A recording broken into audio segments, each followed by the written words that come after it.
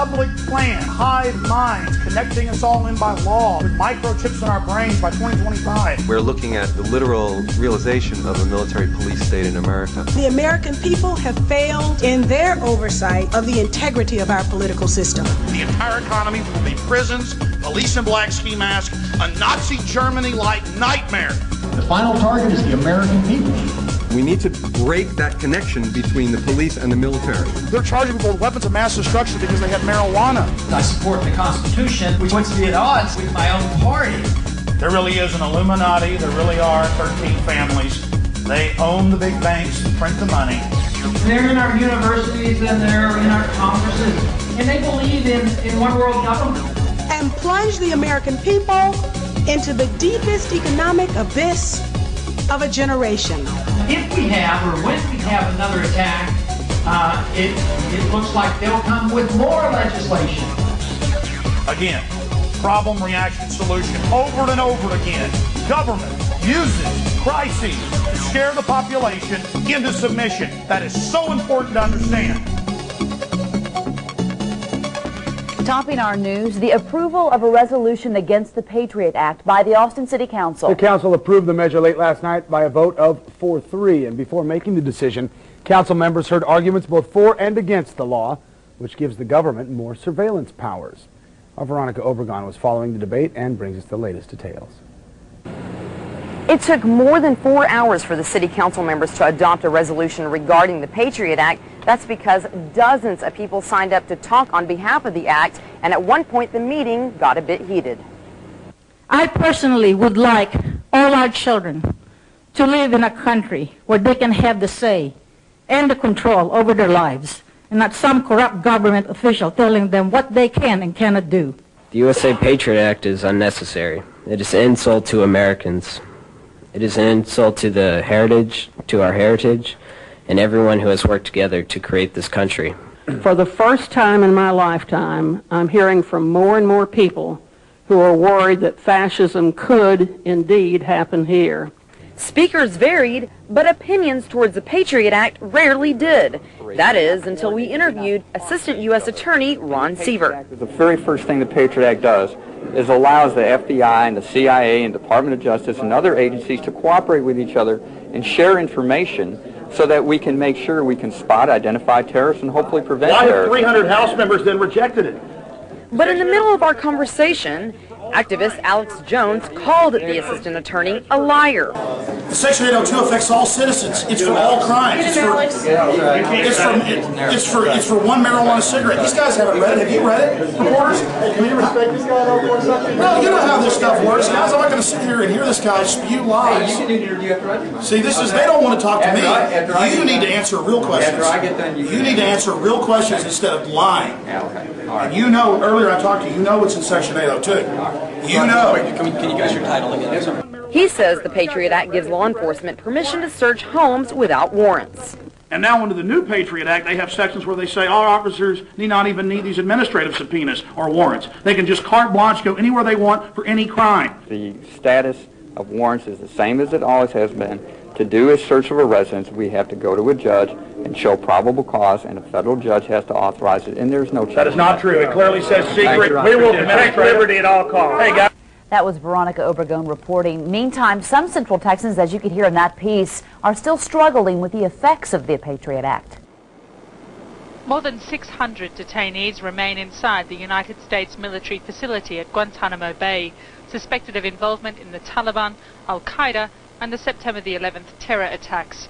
They are in legal limbo, held without charge or trial, and not recognized as prisoners of war. Alex Jones and several folks have tried, or will be donating time to Mr. Jones, but our rules are they have to be present to do so. Sean Lausen, is Sean Lausen here? How about Eliza Giles? Eliza?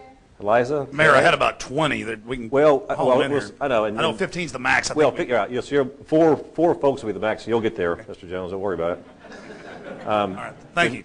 Denise Keeper Lausen. Sorry. Carlos Tame. Okay, Carlos. Okay. Dummy. Yes. Okay. How about Mark Wallace? Mark Wallace. Okay. Let's see now. Well, so far that's only 6 of the 5 people that attempted, Mr. Jones, to give you 3 minutes. Only 2 are here, so you have 6 additional minutes. That'll give you 9. Well, unless somebody else. Mayor, I can go outside and get people. I think folks kind of got. I mean, I'll give mine to them. Are you signed up to speak? Yes, I am. What's your name? Trevor Holly. Yes, sir. Okay. I need one more person.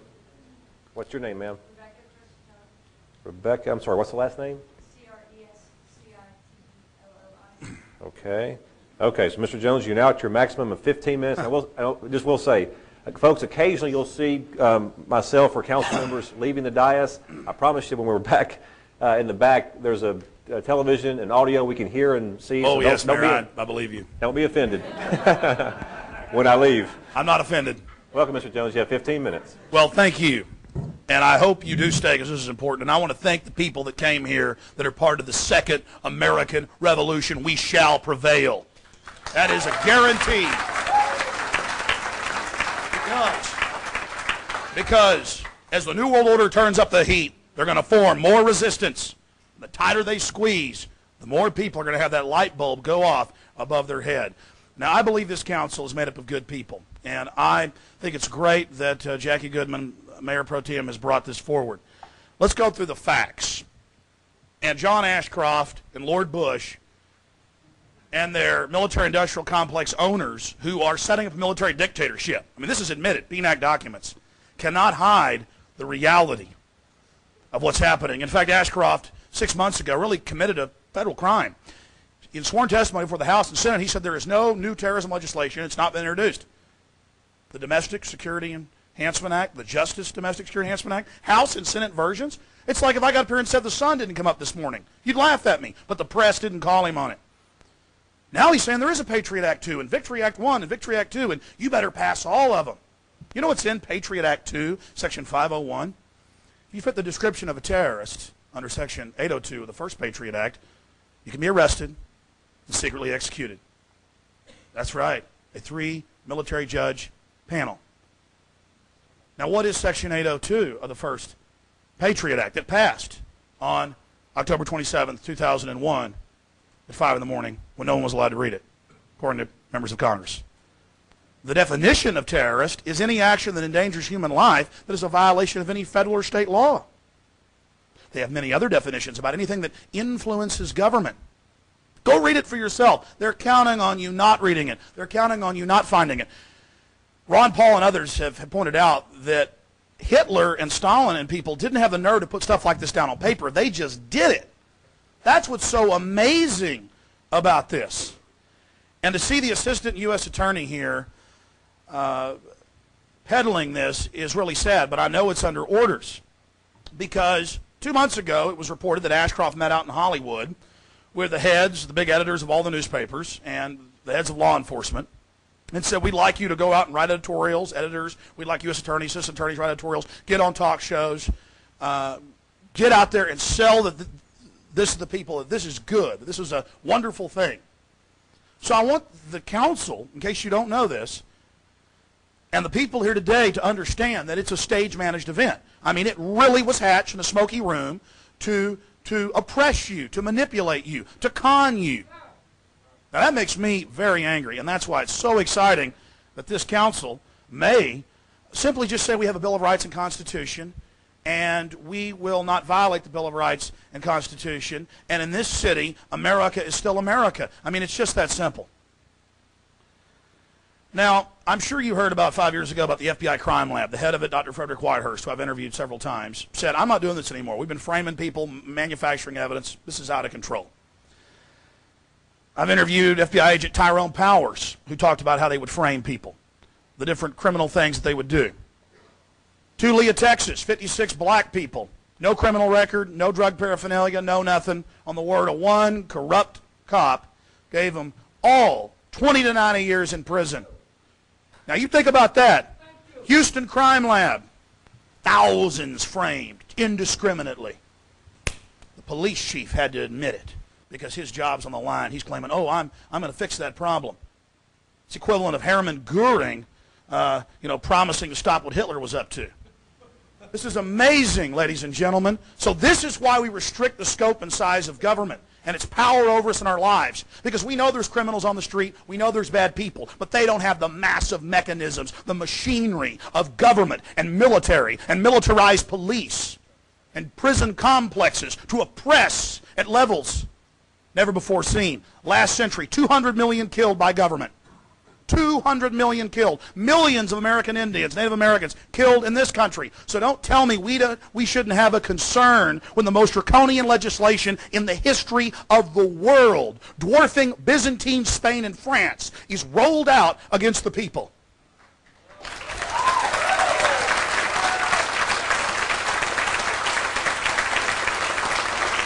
Now, I could list the crimes. I could list the crimes of the FBI, the Defense Department, state police, local police, all day long. My point is, history shows us that we must watch and we must control and we must limit powerful men, because power corrupts and absolute power corrupts absolutely. And I challenge members of this distinguished body to be part of history, to not abstain, to get out on the field in your life, and you'll truly be alive. To not sell out to this corrupt system. I spoke right before Ron Paul just a few weeks ago, right outside Austin. He talked about how his poll numbers just go up and up and up, and the support just gets greater and greater and greater as he resists all of this, and as he says no to this, and as he throws the lobbyist out of his office. The truth is, when the whole world's sold out, you guys are going to get more power out of not going with the system. This thing is in terminal velocity. This thing is falling down around itself. The corruption, the comprehensive annual financial reports, the scams. Now, got about 9 minutes left. I'm going to try to go through these points because they're all very, very important. Section 213 of the First Patriot Act lets them break in your house or any business and take whatever they want or plant whatever they want and not tell you for 6 months they were there, and they're administrative. They're rubber stamps. They aren't for Billy Bob's house because we think he has this under the Fourth Amendment. They're for everybody. They're for whole classes of people. And now under the new Patriot Act, they have sections where they say our officers need not even need these administrative subpoenas or warrants. They can just carte blanche go anywhere they want for any crime or suspected crime. And the spokesman for the Justice Department just a few months ago, after Ashcroft admitted, okay, there is a Patriot Act too, went before the House and Senate, and this was in the news, in the Associated Press, and said, well, yeah, we're going to use this in all crimes, all drug crimes, everything. Misdemeanors, third-degree felonies, everything. That's on the record. U.S. attorneys, deputy attorneys, assistant attorneys, all these people, they're saying, yeah, we're going to use this for everything. They are using it for everything. The Victory Act, which is a continual salvo in this attack on the American people, clearly states that any possession of a controlled substance is an act of terrorism under Section 802, pointing back to that enacting clause. Well, it endangers human life. It's a weapon of mass destruction. They've actually got articles in the news about, oh yeah, they're charging people with weapons of mass destruction because they had marijuana. We don't want to be part of this. This is crazy. People disappearing in the middle of the night. I mean, what did Alexander Solzhenitsyn say in Gulag Archipelago? Oh, how we burned in the camps later, wishing that when the secret police went out at night to come to our doors, we would have met them downstairs with pokers and axes and daggers.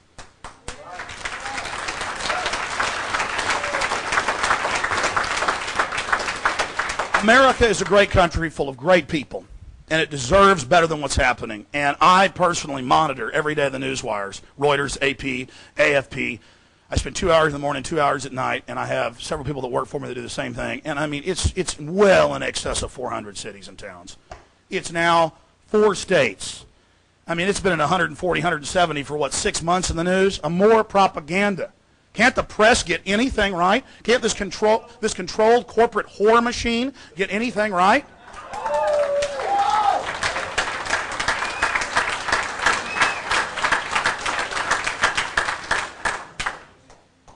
Now, 10th Amendment, very important subject. During abolition, that started in around 1810 or so, there were cities, there were towns, there were states that were free. And they said no to the federal government in the North and the government in the South, and they were safe havens for human beings that didn't want to be in bondage and had the courage to flee and risk their lives. It is so American for local governments to stand up to the tyranny of evil men and say no. That is our place, that is our job. And these arguments are baseless, and they are the arguments of liars and tyrants and sycophants that beg at the hand of this global cess system. So again, be part of history. Be part of history and stand up and do something right and don't abstain. Vote for the Bill of Rights and the Constitution. That shows us how far we've gone, how far we've slid down into the abyss, into the night, into the darkness, that it's a radical thing for conservative and liberal cities. Conservative states like Alaska, liberal states like Hawaii. It's radical for them to come out and say, you can't secretly arrest people, you got to have warrants to bust in houses. It goes on and on. There's this argument, well, our police officers get in trouble not following orders, not doing what the feds tell them. The feds, my friends, don't tell the sheriff and the city and the police chief what to do. And that's not debatable. They can try, but it's a fraud.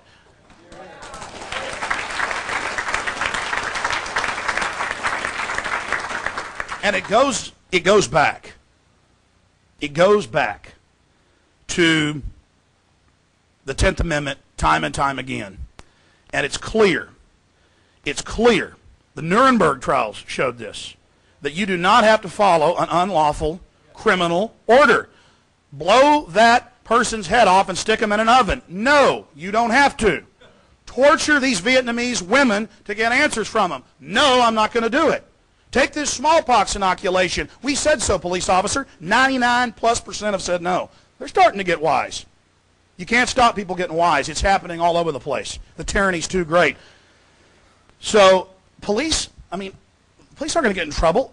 But the problem is, the reason they are getting in trouble, and then the feds come in and federalize cities in the name of stopping a problem that they cause, violation of civil liberties and our God-given rights that are enshrined in the first 10 amendments to the Constitution.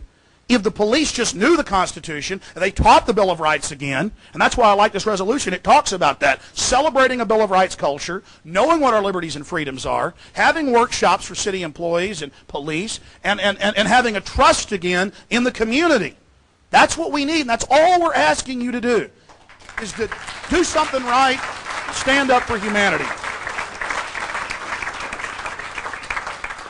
Now, there's a lot of talk about democracy here this evening. And it's very important to understand that we're a country that has a rule of law. And in a democracy, a pure democracy, when the Greeks would tally up the stones, they'd say, okay, we're going to kill this guy because we don't like what he's been saying. The majority says so. And they'd go throw him off a cliff. Happened to a lot of the great philosophers. It's two wolves and a sheep voting on what's for dinner. That's what a democracy is. We need a republic, which is a limited democracy. Where just because a bunch of people under fear, when the dictator's carrying out terrorist attacks to scare the people into submission, can't stampede off the cliff and round up Arabs or Muslims or Christians or people's land they want. That's what freedom's all about, is protecting everybody. And that's what our beautiful republic does. So please, this is a big step. This is standing up and saying no to this tyranny.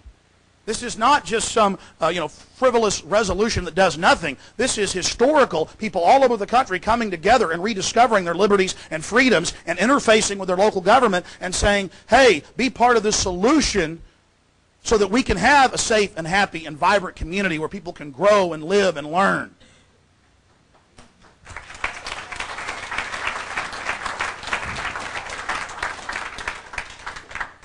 Now, it really is important also for the council and for the people assembled here today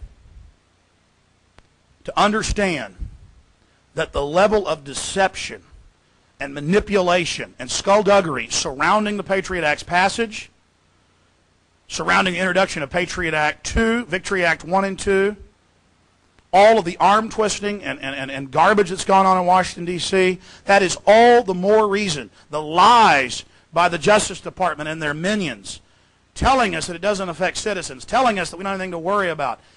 it demands that we stand up and speak out and repudiate this nightmare legislation. I mean, it's just, there's darkness swirling around this thing. And as more of the veils are pulled away, we see the true horror of what they're trying to build, what they're trying to construct. And I'll just close with this. And it is scary, and we need to be scared. So we can get involved and stand up. That's what fear is about. Getting you moving, not hiding under the pillow, not hiding under the bed. General Rick Baucus, you should have heard about it in the statesman, but of course you didn't. Brigadier General over Camp X-Ray resigned. He said, I'm not going to be part of torturing these people. These aren't even Taliban or Al-Qaeda at this pace. This is all a big show. And he left. Did you ever hear the head general said, I'm not going to torture these little kids? Well, most of them are like 12. That's sick, folks, and nobody even knows about that. Nobody even knows about that. That's Associated Press. That's the reality of what we're dealing with and facing. So I'm asking the people of this council, the citizens of Austin, to join us and to do the right thing, and again, to be part of history. Please do it. Do the right thing. Please don't abstain. Please vote and reaffirm the Bill of Rights and Constitution and the soul and heart of America. And again, I want to thank all of you for being here.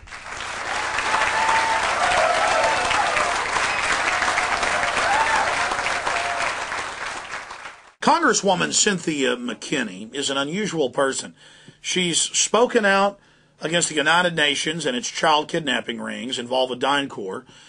She came out against President Bush on September 11th and said that there was evidence of prior knowledge and that there should be a real investigation that wasn't going to be run by Henry Kissinger. Talk about a weasel guarding the fox at the henhouse. And I was in San Francisco at an award ceremony for Project Censored. I'd gotten second place for my analysis of the Patriot Act in the magazine Global Outlook, put out by the Global Research Group.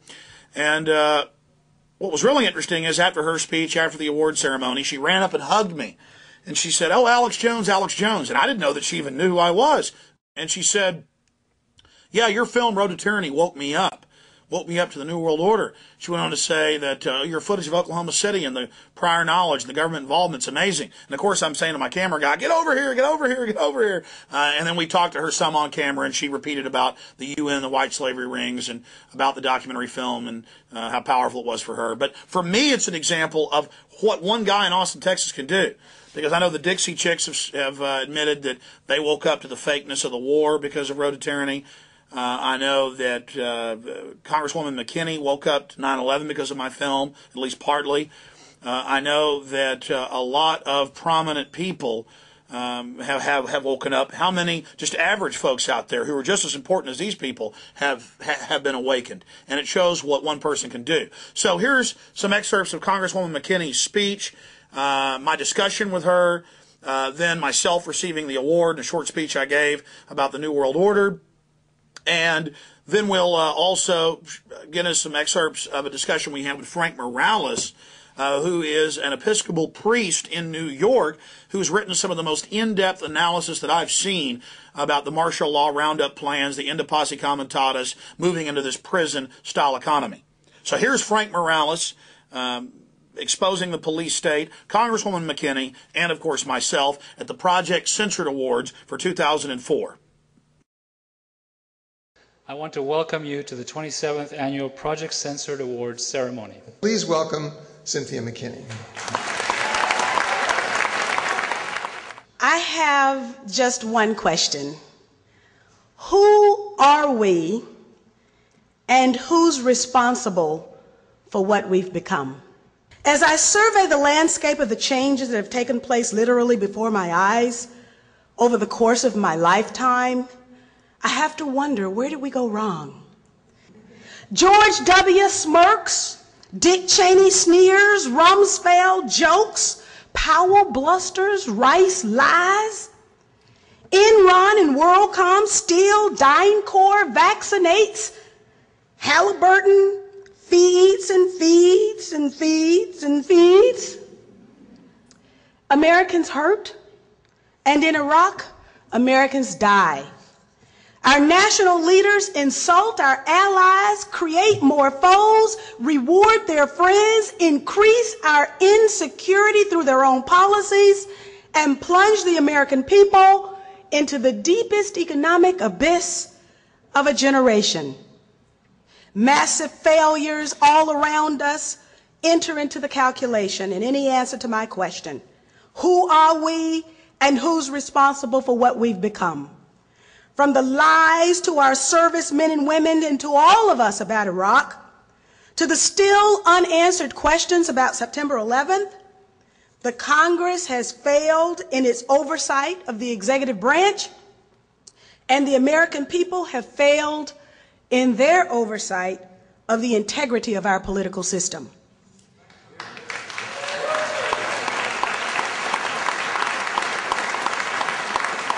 It's abominable that Rumsfeld can say America can afford the extra $87 billion for corporate outrage and human cannon fodder in Iraq, while at the same time women and children constitute the fastest growing segment of our homeless population. The very act of our sitting vice president taking a paycheck, I can't even believe I'm saying this, taking a paycheck from the American people while at the very same time taking one from a corporation that gets billions and billions of dollars in no-bid, sole source contracts should make us all outraged, and the vice president should blush. But these people don't blush because in the end, they know they can get away with it. We also now know that the administration has kept many secrets from the American people, including changing a September 11th ground zero environmental impact statement in order to speed up the opening of Wall Street. They've lied to us on Iraq. They still haven't told us what they knew and when they knew it about the tragic events of September 11th, and yet they have intimidated the poor 9/11 victims' families into giving up their right to sue the perpetrators and their supporters who helped carry out the 9/11 attacks. That's why my last piece of legislation allowed the September 11th families to participate in a government compensation fund and sue, and thereby find the truth for all of us on what actually happened on that day. I believe the promise of our country was stolen 2 generations ago in bold and brazen acts of violence. Snipers' bullets took that America away from us. And almost in rapid succession, bullets took Martin and Bobby from us too.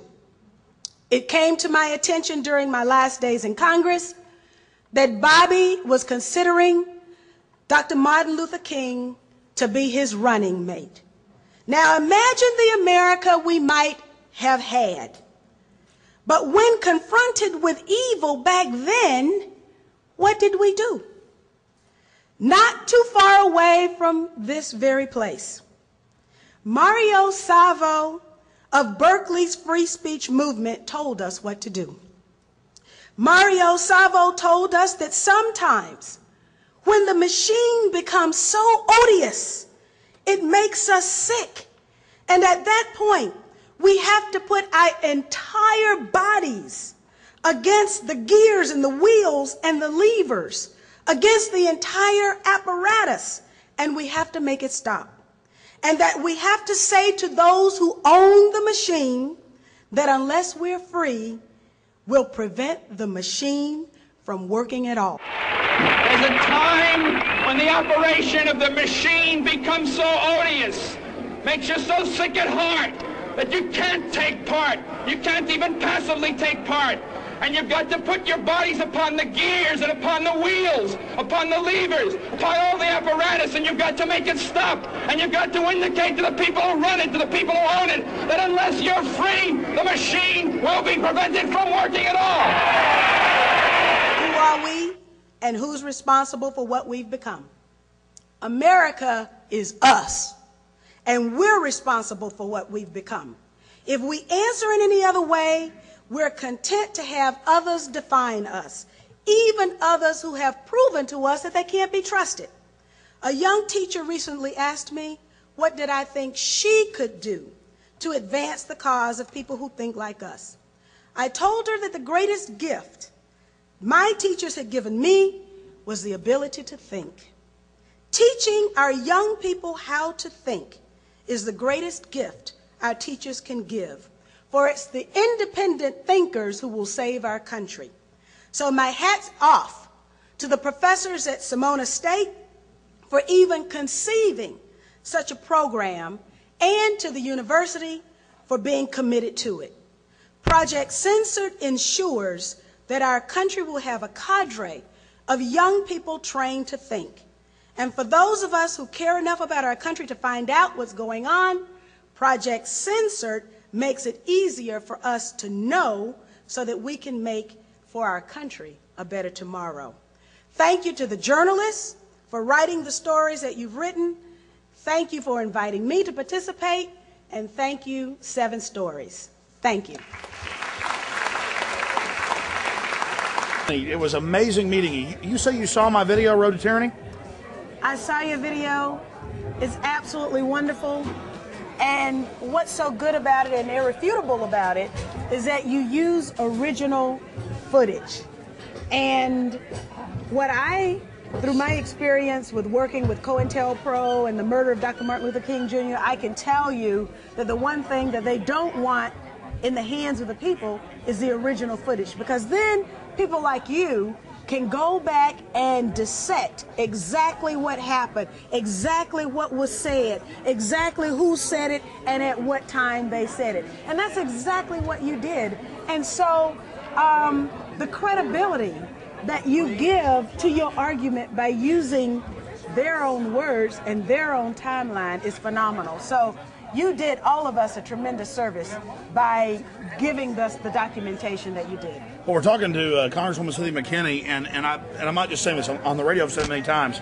You're one of the few people that had a wide range of understanding in legislation, and you spoke out about so many issues. Whenever it was about freedom or liberty, wasn't a Republican or Democrat issue. No, you stood up, which is why the establishment obviously targeted you among just only a handful of others in the last decade. They had to get out of there.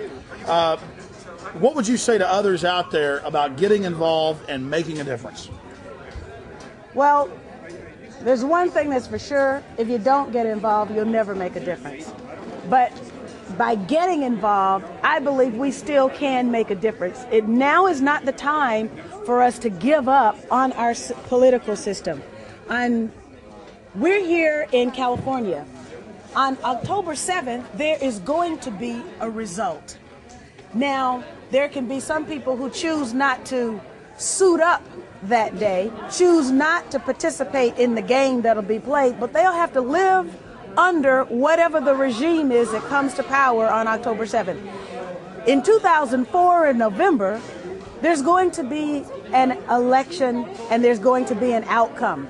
Now, for people who want to say, well, we don't have confidence in the system, we don't have confidence that our votes are going to be counted, that's all the more reason to participate more heavily and investigate. In fact, before the camera was on, I was talking about Diebold and these companies, and they found them bragging that we'll deliver votes to Bush and we're going to manipulate things.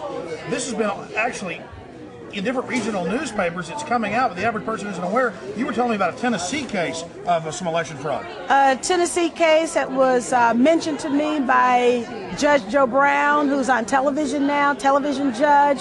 But there was a case in Tennessee where the tabulation software added illegally a quarter of a vote to the favored candidate for every one vote that the unfavored candidate received. Now, that was flat out wrong, but because this particular unfavored candidate had Judge Joe Brown on his side, they were able to sue and find out exactly what happened. So we understand that these manipulations are going to take place. So they're even computerizing the paper ballots already, what you're saying? This was prior to the touchscreen. And so you're absolutely right. This is with the paper ballot. That is scary, and now they want to get rid of even the paper ballot so there's no record. That sounds perfect for George Bush. Well, George Bush isn't the only person we have to fear. It's the system itself, and those who feed at the public trough, they are the ones that we now have to fear. And that knows no party, knows no color, knows no class. I mean, the only thing that's going to save us are people like you, the activists who are here, the independent journalists who are willing to search for the truth and take it to the American people no matter where it ends. Congresswoman, that's just amazing. I read your full press release and quote about 9/11 on my radio show. And I have a conservative and a liberal audience. It's just Americans. All you said is we have bus accidents or train wrecks and we have investigations, but there shouldn't be one about the biggest terrorist attack in U.S. history. And then the media didn't take your quotes. They just attacked you on lies. Yes. And I've never seen such a demonization campaign. Then I saw the polls, the Atlanta Journal-Constitution was going your way, and they pulled it. Can you talk about both those issues? How trained professional journalists can get a story so wrong is a mystery to me. And so I have to believe that they got it wrong, not by accident, but because there was a desire to get the story wrong, that demonization that you were talking about. And it was interesting that when the Atlanta Constitution put the people poll up on the internet, and people agreed with my position, you're absolutely right. They yanked it, they stopped it, they yanked it from the internet and said, okay, the poll is over. So we understand that there are a lot of people out there in America's heartland who think just like we do, who have seen the outrageous behavior starting with the Florida election and then declining from there, of this administration, and understand intuitively that something is wrong. They may not understand exactly what, but they know that something is wrong. We're on the wrong track. And of course, only these recent revelations about the lies, basically, the deceptions that put our young men and women in harm's way in Iraq, and they're stationed all over the globe, and they're getting sick. And for Dick Cheney's bank account. Well, Dick Cheney isn't the only one who's making a whole lot of money. You've got DynCorp that's got a sole source contract to provide vaccines for the Pentagon, and DynCorp is the corporation whose employees were over in Bosnia and Middle Europe buying and selling little girls. So why should they be rewarded with a contract to provide vaccines to our young men and women who are soldiers, and now our soldiers are getting sick with this mystery illness and we don't know why? Folks, you can see why they are afraid of Cynthia McKinney, and no matter what party you're in, you need to get behind people like her. It is my great honor to present several awards this evening to 4 outstanding writers for their hard work and who continue to shed light on an otherwise dark media. Story number 2, Homeland Security Threatens Civil Liberties, was first brought to our attention by Alex Jones, originally featured on Infowars.com, Rents.com, and Global Outlook Volume 4. Also, Frank Morales, published in Global Outlook, winter 2003. I want to thank Project Censored. I had read several volumes over the years and gotten a lot of great guests from our syndicated radio show and for what we do at Infowars.com and PrisonPlanet.com. And one of the last speakers talked about it's not George Bush, it's not Dick Cheney. They are. They're errand boys, they're puppets for the military-industrial complex that Eisenhower warned us about. And let me tell you something. These people have said, Rand Corporation and others have said, the entire economy will be prisons, police in black ski masks, a Nazi Germany-like nightmare. It makes the hair on the back of my neck stand up to talk about it, to read what's in Patriot Act 1 and 2, to see what Homeland Security does, Victory Act 1 and 2. We have got to get the word out now. We have got to warn everybody, because this military-industrial complex and their PNAC and their NORTHCOM plans state that they will carry out the terror, that they will engineer the crises so that they can offer their solution. It's been done throughout history. The good news is that right in my hometown of Austin, Texas, we just threw out the Patriot Act. It's over 400 cities. It's over 400 cities. It's not 170. It's not 250. It's over 400 cities and towns. That's being censored. It's now 3 states with about 3 or 4 others about to repudiate it. We have a Bill of Rights culture, a liberty culture growing, and across the board. In radio interviews I do and on my own syndicated show, liberals, conservatives, black, white, old, young, they know it's tyranny. They know George Bush wants to be a dictator, and people are waking up everywhere. So be part of history. Everybody out there watching, be part of history, educate yourselves on the facts, research the truth, and then get out there and speak out to everyone in your community about history, that powerful men and powerful people want more control, and it's happening again, and it can happen in America. If we don't do this, we're delivering our children and our culture and our society into the pit of a new world order global system of complete tyranny.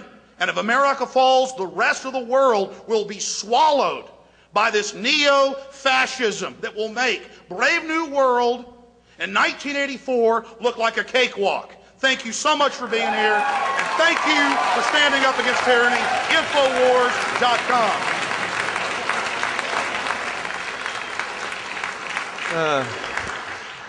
My name is Frank Morales. I'm from Lower East Side, New York. I'm a squatter since 1985, an Episcopal priest. I wrote a piece for Global Outlook magazine entitled Pentagon Declares War on America, which dealt with, I meant that literally, which deals with under the operations other than war doctrine and the consolidation of the military and the police within America with the imminent repeal of the Posse Comitatus Act. Just this past week there was more talk of that, which will completely eliminate any distinction between the police and the military in America, the institutionalization of NORTHCOM, a domestic military command which is celebrating its 1-year anniversary this past week. We're looking at what Alex was referring to, which is the literal realization of a military police state in America. The war on terrorism, particularly in its homeland defense manifestation, is a thin cover for the war on dissent. Homeland defense, I wrote a piece for Covert Action in '99 because the euphemism of Homeland Defense was being tossed around at the Pentagon at that time. At that time, Homeland Defense was very clearly about civil disturbance suppression, growing out of an extension of the Garden Plot operation. We can't get bogged down and get paranoid about these things, but we have to take action. In New York City right now, we're forming a group which is about demilitarizing the police in preparation for the RNC convention in August. Now, what we mean by that is to examine the ways in which the police acquire so-called non-lethal weapons through the public contracts, a recodification of Posse Comitatus locally, and various other means that we can preempt their ability to preempt us. So we need to get involved in some concrete action so we can push these things back. Okay, all power to the imagination. Thank you. We're talking to a grassroots activist, Frank Morales, who has an incredible grasp on this infrastructure, this web of control that's been put in place by the military-industrial complex. Part of their plan to use crises, whether it's the drug war or the war on terror, to convince the general public to accept giving up liberty for security. Mr. Morales, thanks for talking to us. Okay. Time and time again, we see these pretexts for control. There's a crisis, we've got to take your freedom so we can keep you safe. But when you investigate it, when I've investigated it, it always leads back to these private corporations that sit as parasitic organisms above the mechanisms of government. Solutions, Frank Morales, in your years of study, to countering that. How do you counter that politically? And number one, how do you break the conditioning of the general public out there that's in kind of a mesmerized state? Well, one of the things that I think we need to rely on is, the fact that there's a long tradition in America separating the military from the police. George Washington, for instance, refused kingship, was offered this title, but refused to take on that role, suggesting that, it was not right for a movement in those days that was about opposing the state, you know, the quartering of soldiers in people's houses and so forth. It was an anti-militarism that sort of founded this country, and the separation between the military and the police is kind of the foundation upon which our democracy is built. So I think one of the things that people need to look at is the ways in which that we can recodify the Posse Comitatus Act. The Posse Comitatus Act being the criminal statute which bars the military from enforcing laws domestically. One of the things that we're trying to do in New York City right now, along with the Bill of Rights defense committees which are popping up around the country right now, is to recodify Posse Comitatus locally, so that we can begin to break the connection between the militarization of the police and the kind of transfers of technology, non-lethal weapons, and so forth that's coming into local police forces. Right now, we're looking at 1,000 or more SWAT units around the country.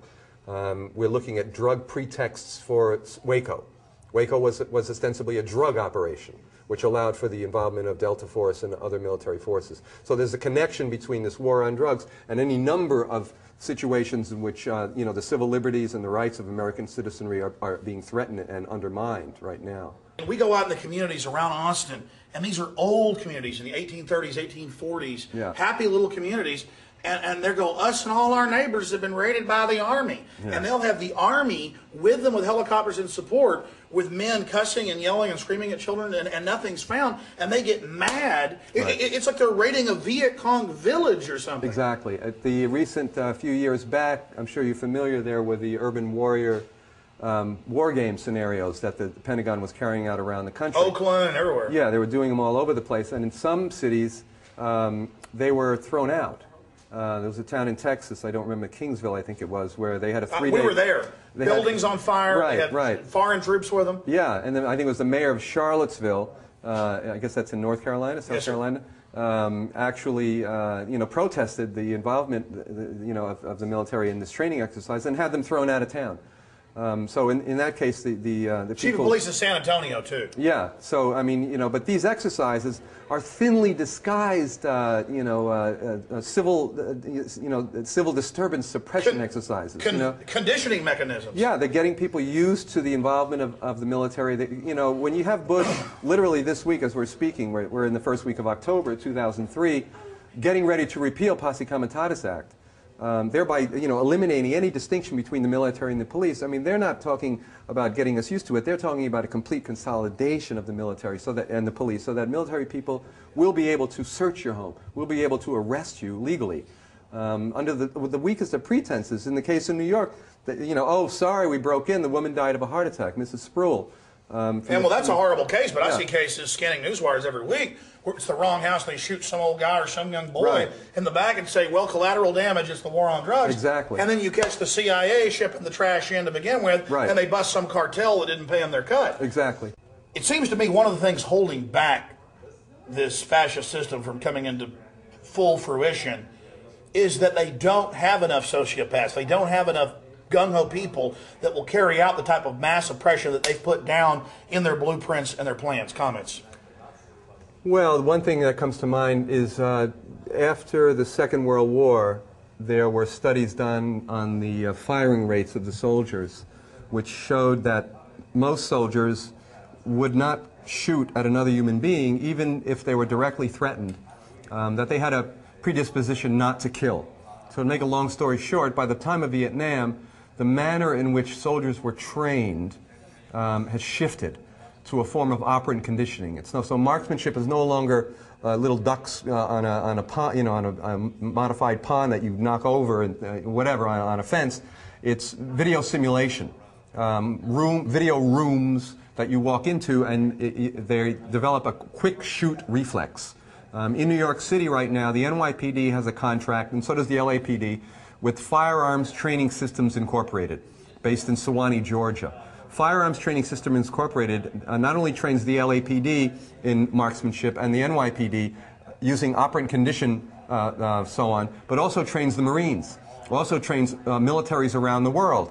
Firearms Training Systems, until recently, was headed up by Peter Marino, who comes out of the Central Intelligence Agency, the unit of the sector of Central Intelligence Agency, which was responsible for MKUltra.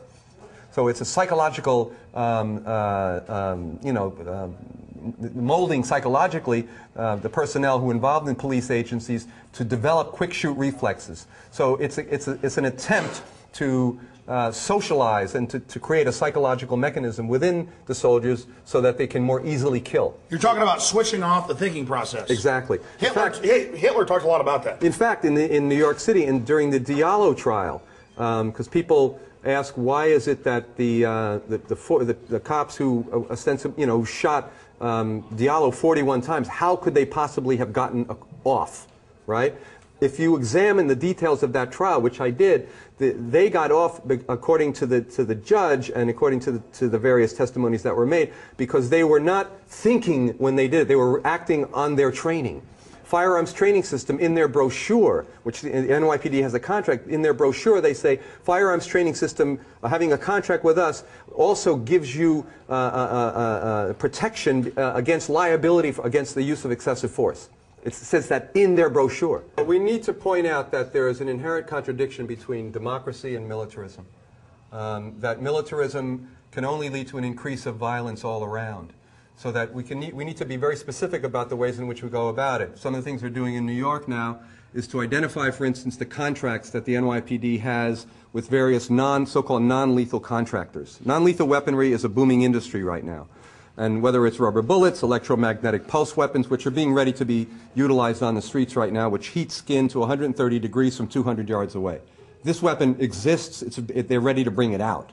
We need to break that connection between the police and the military, which is what's happening now. Bush's people are ready to repeal Posse Comitatus, the Posse Comitatus Act, which is the criminal statute that delineates the police from the military. Literally this week, they're ready to repeal that. Isn't that the key to what they're doing, is that you have the military-industrial complex that owns the dominant media. Right.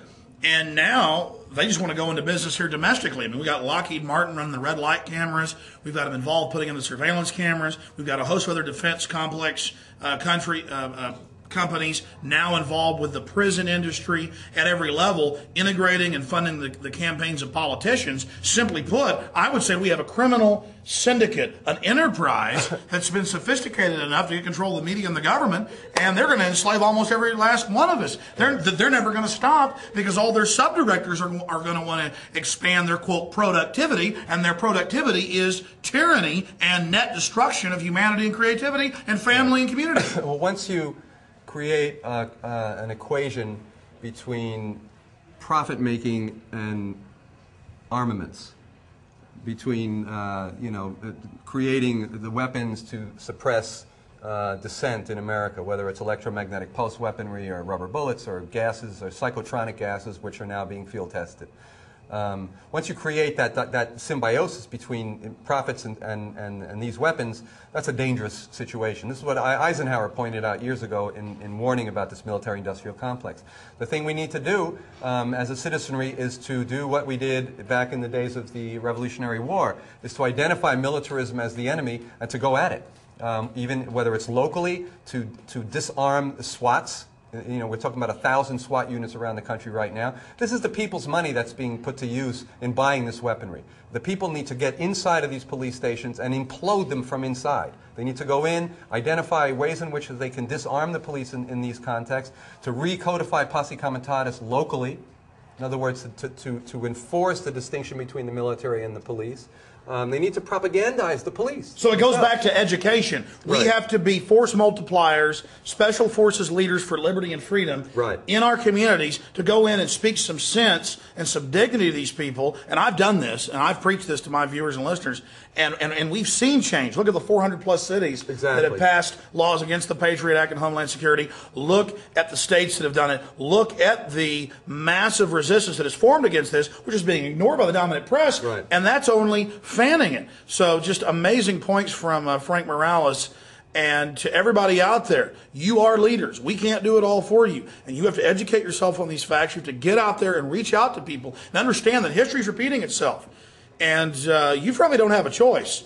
I mean, it's not much of a choice to be a slave or be free. I know you're going to want to stand up for liberty, for freedom, and get involved. And what Frank's talking about, these 1,000-plus SWAT teams, these multi-jurisdictional task forces. These are federally funded, federally controlled, and the media is there hyping it up like it's, you know, the new savior, you know, that only real men are members of this. Right. They're selling us this. Certainly you can see the propaganda they're foisting upon us, their lies, and you may think, well, that's so much power, such a massive structure of media, we can't counter that. But they have to reapply their lies continually. We show somebody a lie once, we take the curtain away from their eyes once, they're out on their own forever, going and researching and waking up others. And that's where our power lies. We have so much power, but it's up to you to become those leaders. Can you speak to those out there, Frank, about becoming leaders and getting involved? Yeah, I would say that, you know, the pyramid, you know, the power is derived from the feds. It's a rampant executive, you know, mindlessness.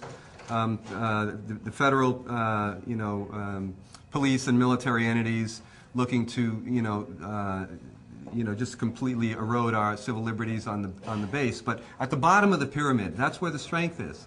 And as long as people become aware of these situations and begin to move in very kind of distinct and rational ways, and understand, for instance, when I was talking about identifying within your local police departments ways in which you can demilitarize those police departments. There's no reason that you can't create a SWAT watch in your town. There's no reason that we can't begin to identify what contracts do these local police departments have with the companies that are selling them these weapons, and begin to get a hold of those funds. Defund these police institutions to the extent that they're you know, contracting with these groups and getting these weapons, which they're going to be using against you. We need to preempt their ability to preempt our right to protest, to have you know, have our grievances redressed, and you know, and in order to exercise our freedom. There is an inherent contradiction between democracy and militarism, and whether or not you know, we are left, right, or center, everyone should be concerned that the increasing level of violence on the grassroots,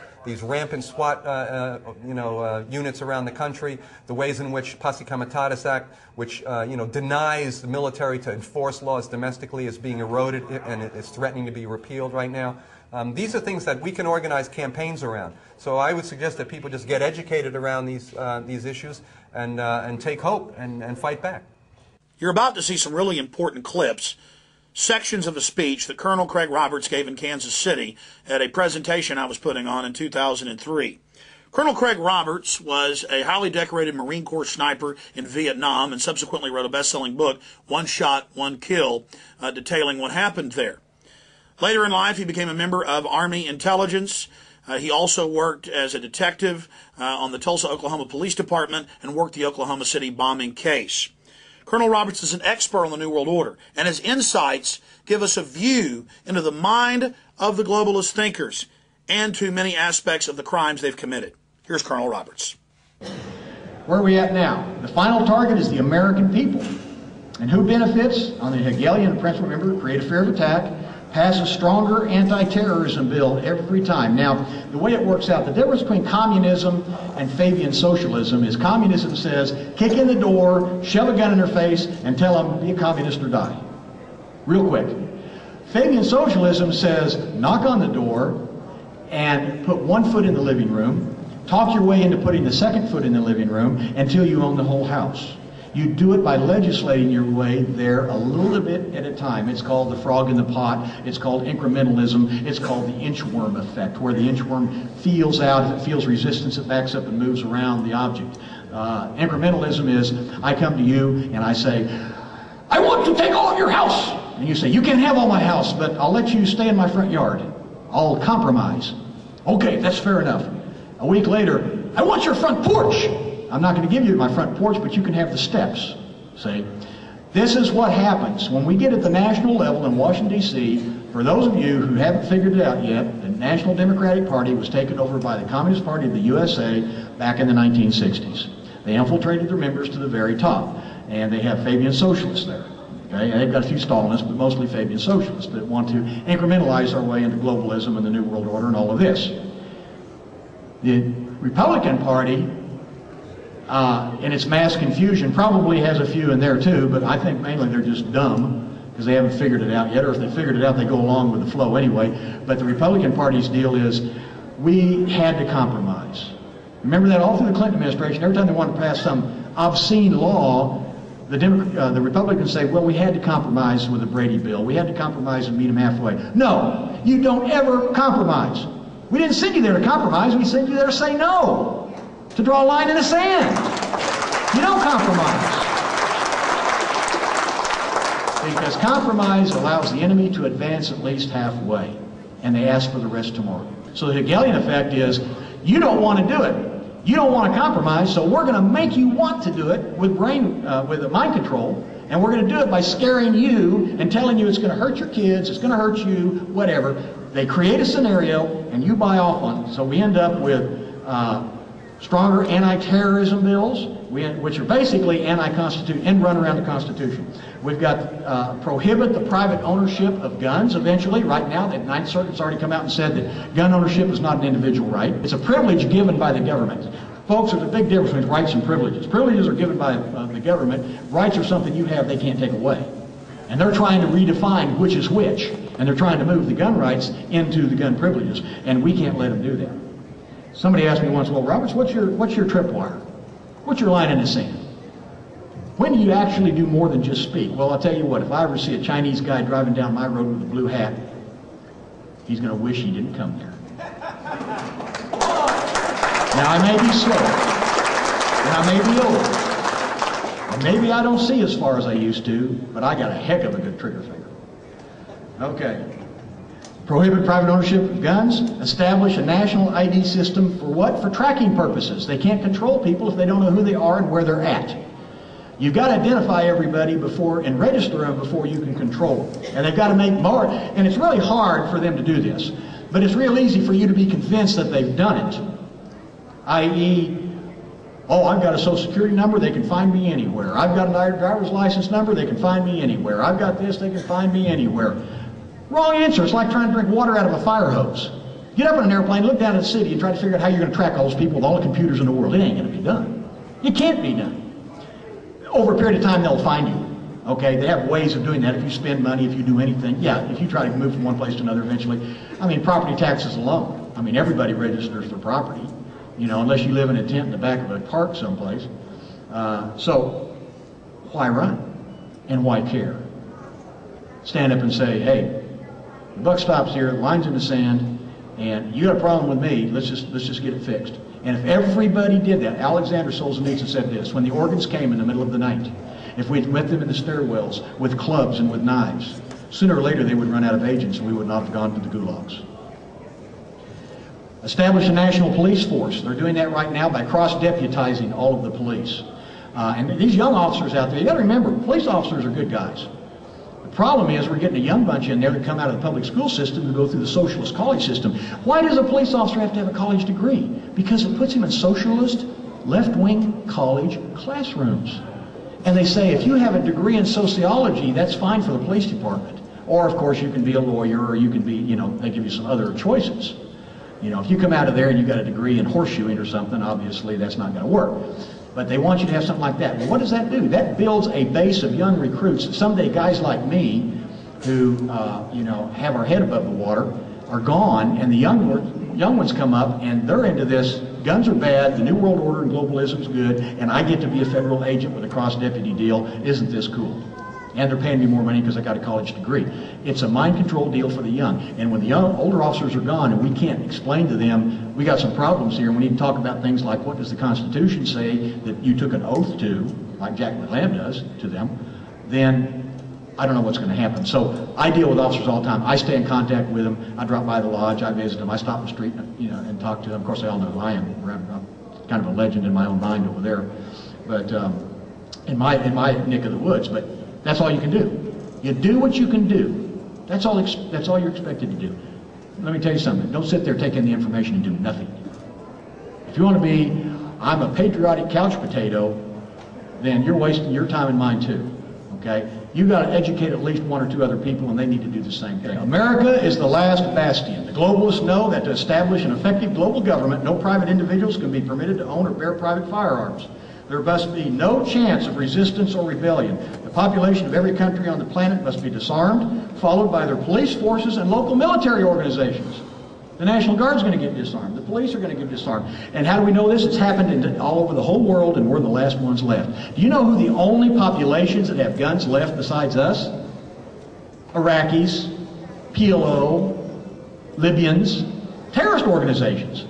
Now, when only the terrorists have guns, what is that going to mean? Okay? So the biggest thing is, if we meekly do what the Aussies and the New Zealanders and the Brits and the Canadians have done, we deserve what we get. They're going to legislate the guns away by create fear by using the events in the media, have legislation ready to pass that reduces or eliminates firearms in the hands of the citizens. How many can you own? How big are the magazines? Pretty soon it's going to be single shot, then it's going to be, we got to get rid of certain categories and classes of weapons. How about the multiple projectile weapon of mass destruction? The shotgun. How about the preferred weapon of the assassin, the .22? How about the sniper class weapons, anything with a scope on it? Pretty soon you got them all. Boy, what a nice crowd. This is pretty neat. And I actually got applause for an introduction. I don't even get that in Washington. Go to Washington and I just barely get by, you know. But it is real nice to be here. And it's nice to be at home. And it's nice to be in Texas. And basically all of August I've been here. And it's very encouraging. You know, in Washington, if you think that the world is what we see and hear and do in Washington, you know, you have really a distorted viewpoint about what America's all about. So it's when I come home and get to visit and get to speak out and get to visit with people like you that I realize that there are some very deep concerns about what's happening in this country, and that you're on the right track and that you want to do what's right and you're not coming to the government and looking for handouts and special interests. So that to me is very encouraging, and there is but one special interest that we should be working for, and that would solve just about all of our problems, and that is our liberty.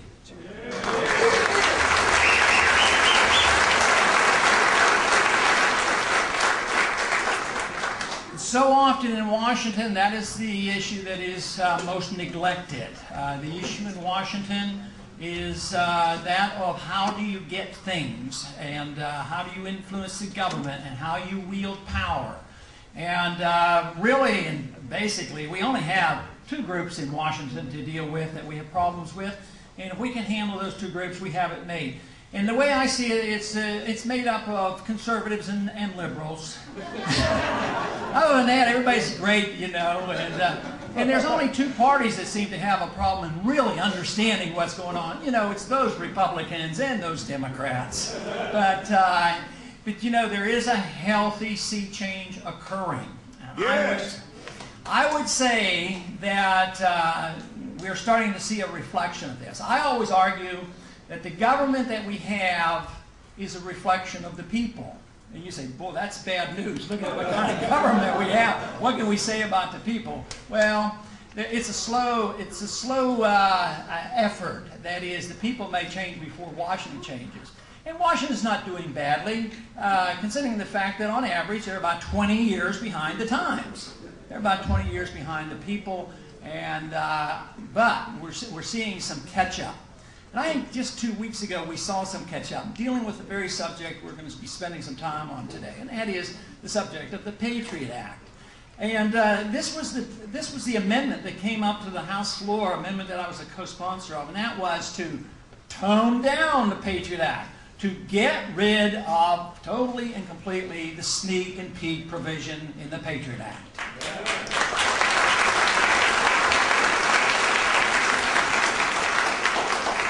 And we weren't sure whether we could get it to the floor because I was a co-sponsor of another amendment with Bernie Sanders, who wanted to get rid of that portion of the bill that said that the FBI has the authority to go in and just start snooping at libraries and bookstores and just looking at all the lists in case they might find some information that would be worthwhile in their great effort to provide security for us.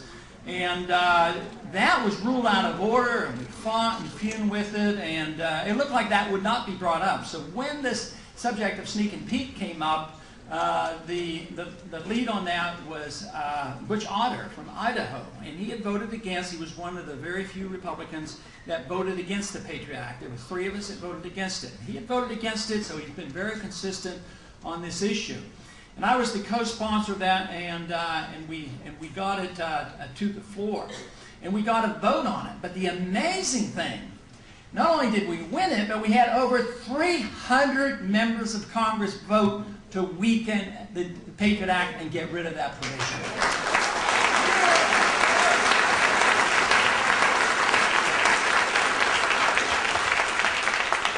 Now, it would be misleading if we were led to believe that all of a sudden Congress is waking up, that they finally read the Constitution and they voted on principle. But they did wake up to the tune of hearing some voices, your voices. And that's the part that I am so amazed about. Not so much that there were some of us out there, but you know, doing this, the job that I have in my own way for 20 years or more, you know, it comes around where you think, well, there aren't very many of us. So, and we don't have a great deal of influence in Washington, so therefore you say, yes, our numbers are growing, yes, I'm on radios and we get responses, yes, we have the internet, and, but where is the message really reaching? And I think this vote is a reflection of the fact that several things are happening. One, there are more of us than ever before, and the other fact is that we have better means of communication. You know, we have the internet and radio and shortwave and newsletters and just so many more things available to us than 25 years ago when I first went to Washington. You had 3 major networks and that was it. So this is good news. That doesn't mean to reassure you that we're over the hump. This is just the bare beginning, because the odds of that staying in the bill and the Senate passing it and the President signing it, very slim. And even if they did, do you think we could depend on them to follow the rules? There's no way. I mean, you know, there's one portion of the Patriot Act that Ashcroft argued for, and he still argues for it. He says, we have to do this. And he said, and somebody said, well, why do we have to have this radical change? He says, it's not so radical. He says, we've been doing that all along. We just want to put it into the law. So that's generally the way it works. So I want to talk, of course, specifically about the Patriot Act, but more about the attitudes in Washington and how it works and what we're up against. First, it's a political attitude. The determination of individuals to go to Washington and do what they say. Have you ever had a member or a candidate come to you explaining their position and they sounded pretty good and then went to Washington and forgot what they told you? Has that ever happened? That was probably one of my early motivations to run for office, was the fact that too often we've been deceived. We can never agree on every issue. We can't have unanimity on everything. But we should have agreement on sticking to our promises and doing our very best to obey our oath of office, and that is to obey the Constitution.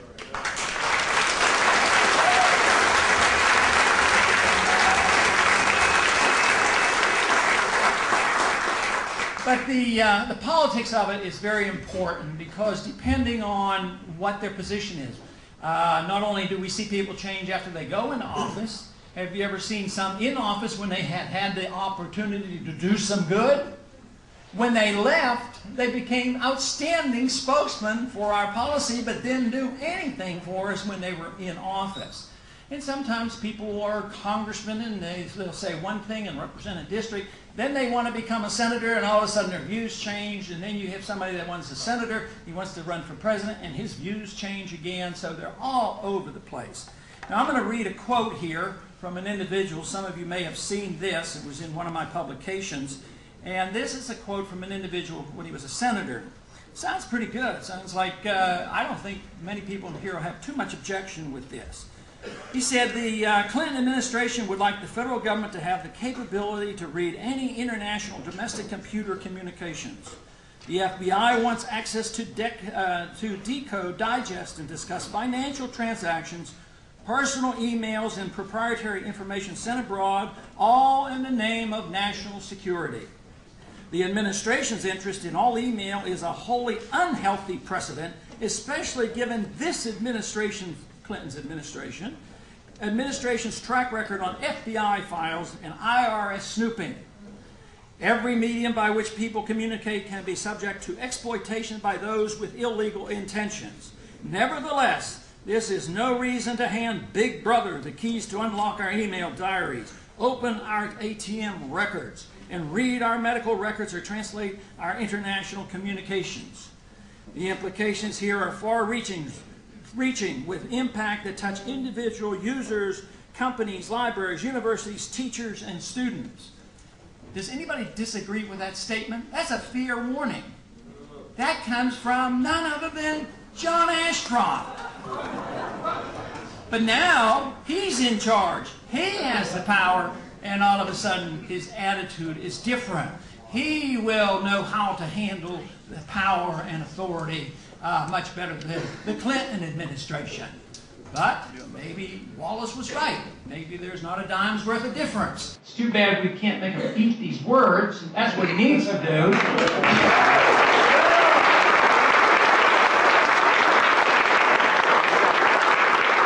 But he is out on the campaign trail to drum up support for the Patriot Act, but he's also quite ready to pass Patriot Act number 2. Which, if you thought Patriot Act number 1 was bad, 2 is even worse. And under that one, they're going to be able to decide whether you're an American citizen or not. Yeah. And then if you're not an American citizen, oh, you might be in Guantanamo before you know it. So this is serious business. But the impressive thing to me is that no average American, we have not been reading of dozens and dozens of cases where the knock on the door in the middle of the night and we've heard of people being hauled away and never seen before. It's not like that. And yet the American people, individuals like you in this room and many other tens of thousands of people have come to realize that if we're not careful, it could come to that. Bottom line, what we have developing is a corrupt government that is controlled by private financial interests that are driving forward, using crises to enslave every man, woman, and child in America, and once we are totally enslaved, to use us as the cannon fodder for what Brzezinski, Brzezinski, and Pienack and others have called imperial mobilization. They told us a 100-year war, it's never going to end. As the terrorist threat evolves, we'll have to take more and more liberties. These are all quotes. This is all admitted. Think about it. We've had a war on illiteracy. The test scores are dropping. We've had a war on drugs. There's triple the heroin, double the cocaine on our streets than what there was just 10 years ago. The prison population has more than quadrupled in the last 5 years. And there's more police, more checkpoints, more SWAT teams in ring wraith outfits kicking down doors, and more cops and citizens getting killed as a result. Again, problem, reaction, solution. Over and over again, government uses crises to scare the population into submission. That is so important to understand. And it doesn't matter if Bill Clinton is in office or George W. Bush. They're just figureheads, puppets, marionettes dancing on a string.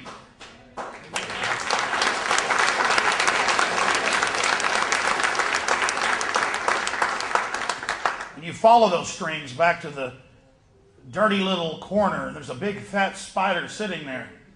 And yes, my friends, there really is an Illuminati. There really are 13 families. They own the big banks that print the money, and they have stated publicly that they plan to get all of us, that's 95 to 80% of us, out of the way to engineer a servant class and to totally take control of the evolutionary development of the human species. Now, that's heavy stuff. Sounds like a science fiction movie. Science fiction movie 30, 40 years ago. We're in 2003.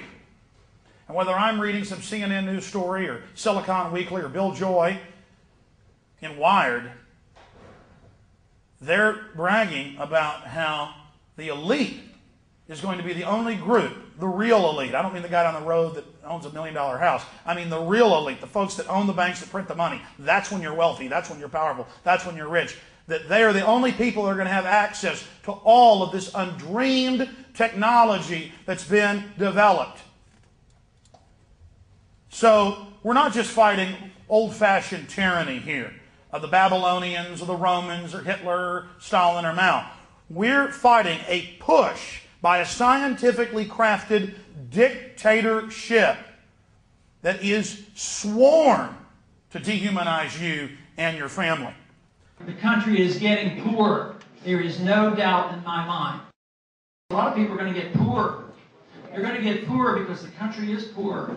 And they have exhausted now the tools that they have used traditionally since we've had our Federal Reserve, especially in the last 30 or 40 years. The tools that they have used to get us out of recessions have always been fiscal stimulation.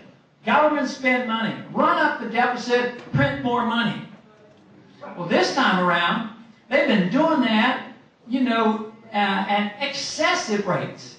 Even early on, even before the recession hit, they were doing it. So what are they going to do in the old days if the recession was, if they wanted to end the recession, interest rates were brought up high to dampen the economy, and interest rates would be high. Well, now, at the bottom of the recession, interest rates are at 0, 1%. Real interest rates are very, very low. So how can they lower them? How can we spend more money? The national debt is going up right now over $700 billion per year. And about 6 or 8 months ago, I thought I was making a very, very rash prediction and said, before too long, in the next several years, we're going to have the national debt, which includes the money you borrow from Social Security. The national debt is going to go up over $1 trillion in 1 year. And I think that's going to be true. But there's going to be a limit to this. Eventually what happens, it runs out of steam, the dollar loses its value, interest rates go up anyway, which they have started to do, inflation comes back, and you have inflation with recession and depression, and the government can't function. But the real threat then is, will the momentum that we have now, will it build? Will it pick up? Will we not have hundreds but thousands of people then recognizing what we have to do? And that is restore limited constitutional government to Washington. And I think what has happened to our country is that over the years, the prosperity, which was a consequence of our liberties, have become the dominant theme of everything that we do, whether it's local or national in politics. So it is the desire to get more and more wealth. And to get more and more wealth, you have to have more and more control of the government because the government controls so much of the wealth. So the concentration and the effort in Washington is 99% on preservation of wealth and what we're going to do, and very little concentration on the issues that we deal with, the preservation of liberty. If we concentrate and do our job and preserve liberty, we will never have to worry about our wealth. Thank you very much. Okay, he asked if there's an international conspiracy to overthrow our government. The answer is yes, but probably not in exactly the terms that you're inferring, at least my understanding. I can't go and say, well, I know the 25 people who meet and have made these plans, and this is what's going to happen. I think there are 25,000 individuals that have views opposite of ours. And they're in our universities, and they're in our congresses, and they believe in one world government. And if you believe in one world government, then you're talking about undermining national sovereignty, and you're talking about setting up something that you could very well call dictatorship. And those plans are there, but they're not quite, I don't see them as quite as sinister as a plot. I think it's a philosophic fight. They believe in this. The people I know believe in internationalism, the United Nations, and some of those people who voted against the war didn't vote against the war because of not having a declaration of war. They wanted more support from the United Nations. And that attitude is prevailing because it's been taught so long in our public school system, as well as our universities, and the people of great influence on our major news networks and most positions in government, support internationalism that would lead to that type of Can you speak to the neocons of your speech you gave about the Trotskyite, Machiavellian view? Yes. Now the neocon speech I think is available here, and it's 20 or 30 pages, so I can't go over the whole thing. But the whole purpose of it was to try to point out the philosophic background to those individuals who control our foreign policy. And a major part of it was a critique of a book written by Michael Ledeen, who's one of the leaders of neoconservatives, and he's at the American Enterprise Institute. And he believes in all this stuff, except he only believes in the United Nations if the United Nations does what he wants it to do. But he's almost a militant nationalist, and he had written a book on Machiavelli and praised Machiavelli and really believed you should use these tools, which are rather ruthless. So I took his quotes and answered many of his quotes, and I quoted him literally in order to try to keep it from getting too emotional. And the interesting thing about this was he called me. He wrote emails, and he also called my office. He was outraged, by this. He wanted an apology and everything else. But he praised. He high praise of Machiavelli. But the most interesting thing is that book I had read it about 2 or 3 years ago. I think it was 1999 when I read it when it came out. And it was handed out to us at a Republican strategy meeting. And I read that, and it really, I went back and looked at it and said, when I was starting to put all these pieces together about who really got control of foreign policy since 2001, and that he was this ringleader in it, then I went back and reread this book, and that's what generally that book was about. Let me state this important facet of why we can't dig out of the mud, why we can't get out of this at this point right now. Because people are still in their Democrat and Republican camps. And you look at the people,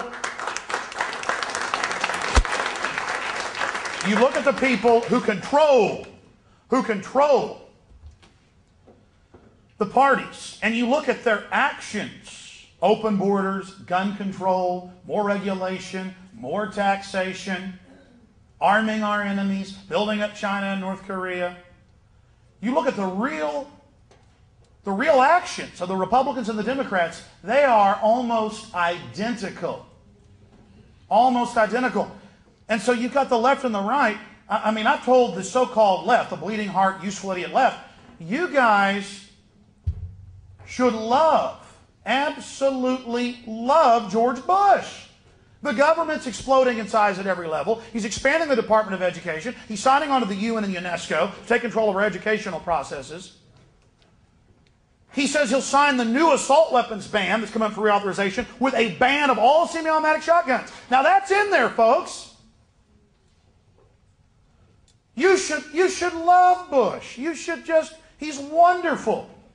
But see, oh no, that's horrible. He's bad. He's one of those right-wing Christians. Folks, the guy goes to Skull and Bones. They put it on national TV. Oh, we caught this ritual on tape with them throat slitting and doing ritualistic murders of women. They claim it's an effigy, just like at Bohemian Grove.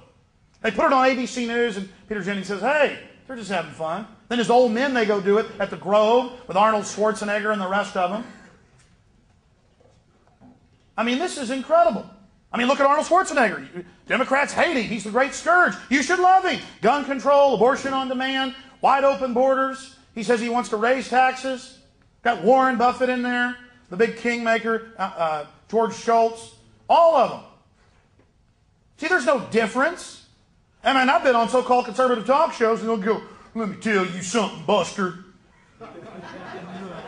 If George Bush has got to compromise and ban semi-automatic shotguns, so be it. You got to work to get things done. I think you're working for the communists, boy. I've had them. I think you're working for the communists, boy. It's the same thing.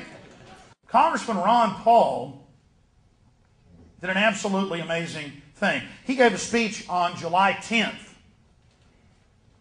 entitled Neocon, where he said the Bush administration is run by Trotskyites, this is Ron Paul, organized criminals, corporate raiders and people that promote a system of, quote, entering into evil and a giant controlling welfare state.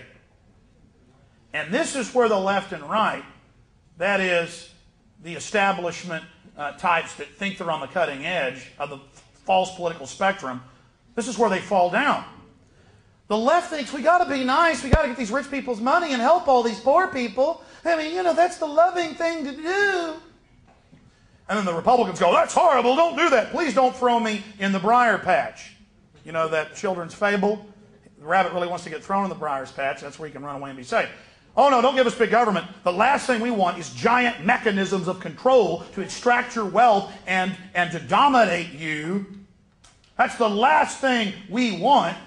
Big corporations are the biggest recipient of not just government largesse and corporate welfare. You know, this crony so-called capitalism, they are now being given governmental powers. And so the left screams, we got to put this fire out, these evil right-wingers who aren't even right-wingers. You know, they're statists, they're command and controllers. There is no left or right. We got to put the fire out. Bring a truck of gasoline immediately and spray it directly on it. We got to get more air on this. And so as they clamor and jump up and down and, you know, fan the flames, it empowers this juggernaut. The government is nothing but a mechanism. You've got the big central banks that took over last turn of the last century, started printing the money. They own the money machines that print the money. If a country doesn't accept their central banks, the enemy has been involved in terrorism. Giant attack fleets are landing to save them. The whole place is obliterated so the IMF and World Bank can come in and totally enslave the population, and vaccinations can start, and suddenly everybody's sterilized and all the kids have got autism, and we're here to help you. The soldiers are all dying from depleted uranium and sarin and VX in the vaccines. The New World Order, you know, there's certain species of insects that are laid into other living insects, larger insects, and the babies hatch out and eat the inside of it out and then break it open and fly off, and you just see this dead beetle, this husk laying there. That's what America is. We've got all these eggs in us. They're growing real fast. We're at death point. The country's probably going to die, folks. We're at death point. They're eating us. The New World Order is going to bust out of that, using all our energy to set up the global empire, to smash and destroy and mini-nuke everyone. And then the UN, the EU can stand back and say, we are fighting against these evil right-wing Americans. When in reality, again, the creature that laid the eggs in us is sitting right over there in Europe. You understand this, folks? You understand this? And so it points at us. The system, the beast system, points at America and goes, look at that beetle. It's spinning all over the place and going crazy and biting everyone. And then when they're done with us, the brood hatches out, total global domination, total enslavement of you and your family. And you'll have just, I mean, Bush is energizing the phony left wing. They're hatching out everywhere. They're going to totally take over. And don't think these leftists are going to care when you're getting drug off to a camp, having your guns taken. They're going to be cheering, going, finally we defeated them. Finally the UN came to America and stopped this fascist takeover. It feels so good. Shut up. Shut up. We love the UN. And they'll use the UN up too. They said, fine, the UN isn't popular, we'll start some new global organization. Well, NATO's now global, and it's going to be in Israel and Afghanistan and Iraq and North Korea when we take that over. And oh, by the way, if you're not part of this glorious system, they'll just blow something else up again and say, we got to have a national draft of professionals too to work here domestically. It's going to be a draft where everyone serves. Yeah, domestically you can dig ditches or be an engineer or all the auxiliary time. It's compulsory volunteerism. You don't have to volunteer, but after the giant collapse of the banking system, it's the government that puts your 400 multi-pass creds onto the card each month. Fine, you don't want to volunteer. We're all working, and so we're going to cut you off your card if you don't join in to pay for what goes on your multi-pass. They've already announced it. You're going to have 4 grades of ratings. If you have bad credit, you've got a 2nd grade.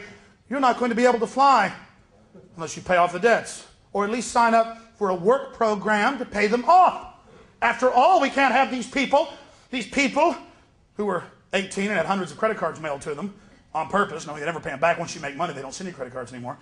We can't have all these lazy people ripping off the credit card companies. It was so hard for the central bankers to add zeros and ones on the computer screens.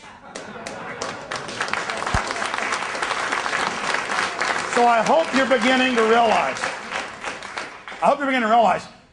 At this point, folks, we got to fight them as much as we can.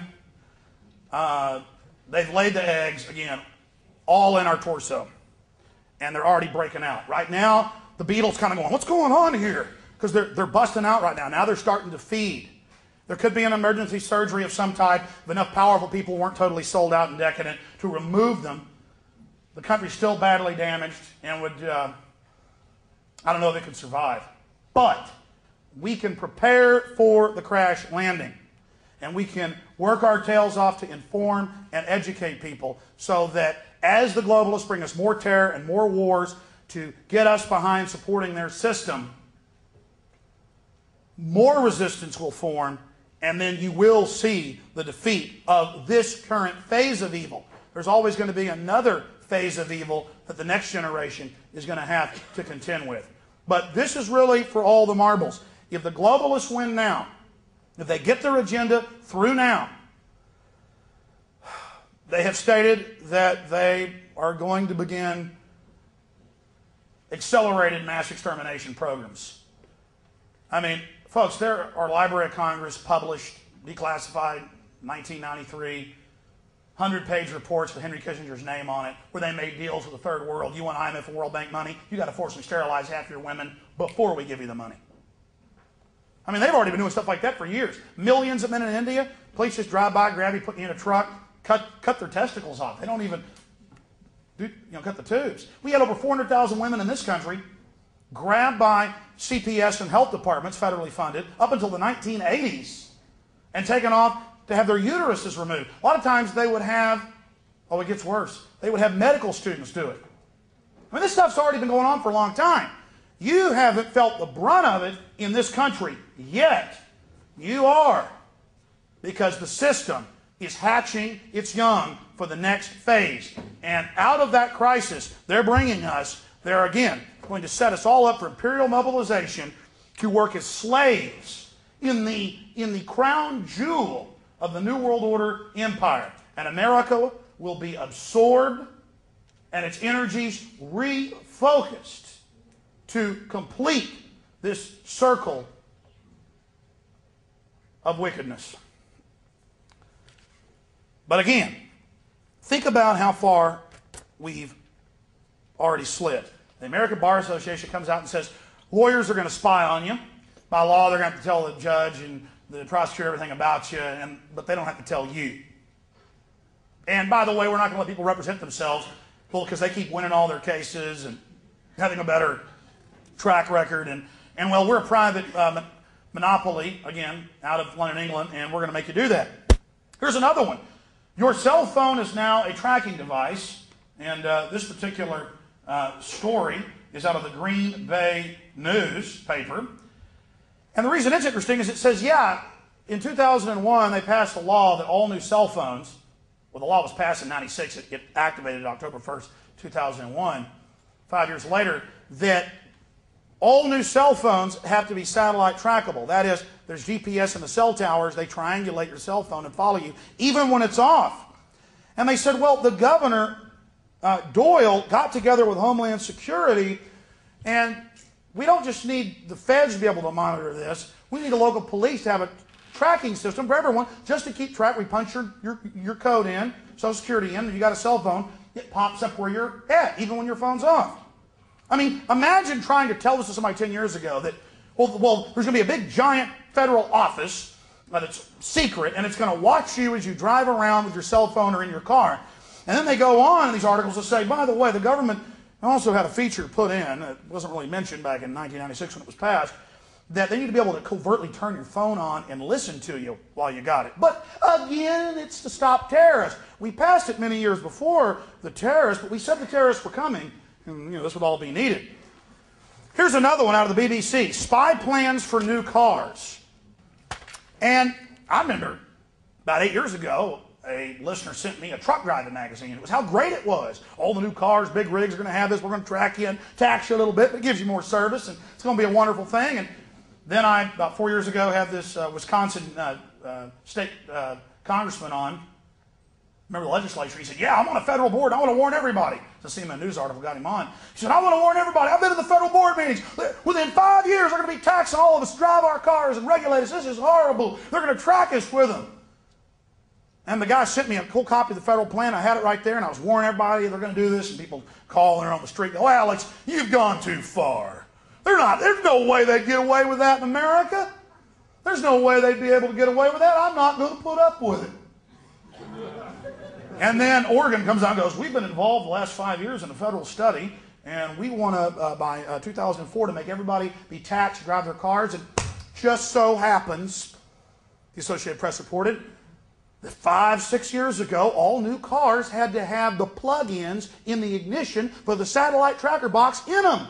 So it's a $25 unit, and you just go in and pay for it when you get it by law to get your tags, and we just track shit. And look, if you get a fuel-efficient car, it's not going to cost that much, just a few cents a mile peak times. You got an SUV, it is going to be 60 cents a mile. They said this. And so they're softening us all up, another divide and conquer thing. Look at them with their big cars, some petty, low-level class envy stuff to sell that next wave to you. And I mean, I'm looking at it right here. Spy plans for new cars. And they say not only is it a satellite tracker system, and Canada's starting this, the U.S. is starting this, Germany just made it the law. They're phasing in over the next 5 years to make it, all new drivers have to have it. And then in 4 years, everyone has to get it, 5 years. They're always really good at that. Again, they understand the mindset of a mammal that, well, yeah, I did see a lion back over there about a mile away, but he's over there eating somebody else right now. It's being phased in. Oh, so we don't have a chance to run. We're in a pen with these people. We've still got some small projectile weapons, which they're kind of worried about. We'll have massive attrition with our stormtroopers as we attempt that move at this point. There could then be a backlash to it as the enemy has victories. No, we can brainwash them and let them keep their guns, and then a tiny fraction will resist. By then it'll be too late. And as Josh Sugarman said from the Violence Policy Center, we've already got your kids. We will ban all guns. So it's very serious. I mean, and I predicted years ago, again, once you know these people, it's not hard to know their plan. That they would have Hollywood people and rich people take microchips. And so you see them all over the news, how wonderful microchips are and how we all need microchips. And, oh, this Hollywood person's getting one for their child or daughter. And, oh, look at the family, the chips. And they're so cool. Everybody's got to have it. The same newscast in the same order on every channel saying the same thing, word for word, off an admitted script. You're watching daytime TV dramas, or cop shows. Man, that kid wouldn't have gotten kidnapped if he just had the Applied Digital Solutions chip. Well, here's one out of the Herald Sun. You may have heard of this. Microchip to watch Prince Harry. Prince Harry to be fitted with a surveillance microchip during his year-long holiday in Australia. It's to be implanted under the skin for his safety. See? Wow.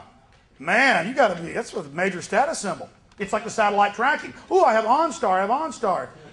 It's a status symbol. You need to have them remove that if you buy a Chevy vehicle, because now it's standard on all the new ones. And that's the same federal package. Ford's announcing to make GPS standard. See, oh, it's standard, and by the way, there's a tax, and by the way, we set this up 5-6 years ago. See the premeditated nature of it? See how they build the infrastructure and then put us into it? I remember 4 years ago being on the radio and going, here's the Army War College document. Here is the public plan. They're talking about hive minds, connecting us all in by law with microchips in our brains by 2025.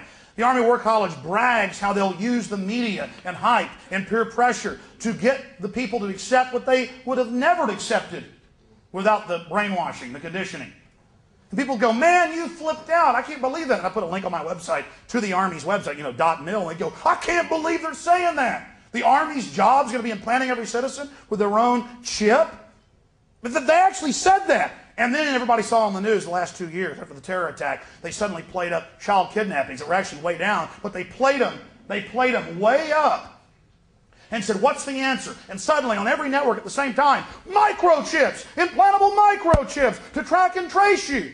I mean, this stuff sounds crazy, but you have all seen it on the news. You've all seen the unified propaganda, the systematic crafting, the same phrases, whole paragraphs on different networks spoken exactly the same. And see, that goes into the nature of the staged events.